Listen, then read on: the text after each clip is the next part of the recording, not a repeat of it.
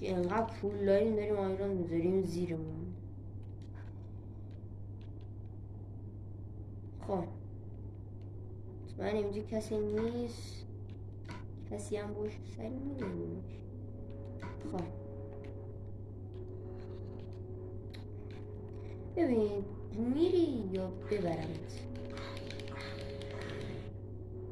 خودش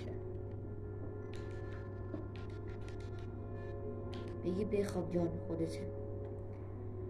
اوف. خب اینم از اینو حل. و بریم دنبال ویلیج.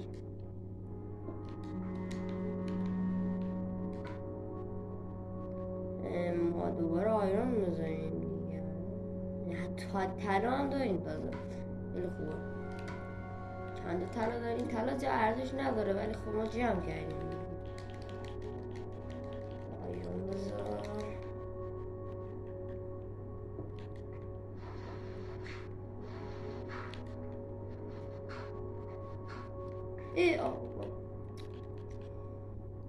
همین رفتیم بالا. یا بالا. خب بالاخره آزاد شدیم. صدای عالی داره. عنکبوت من بازم بیجی برم.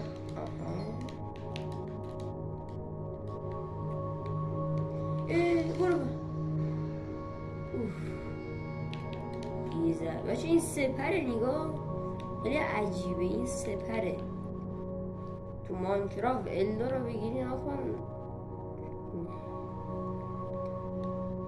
بچه اگه دیدید بیکیفیته دیگه به بزرگی خودتون ببخشید دیگه واسه پارت بعد درستش میکنم. خب دوستان ما از اینجا بعد بریم اونجا.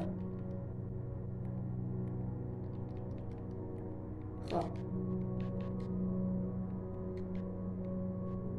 برو بازی قایق درست کنیم. بازی چوب بکنم.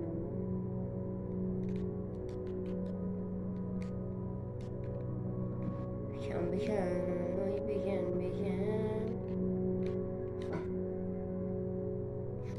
یا فضامون بره. الان این به چه درد من میخوره؟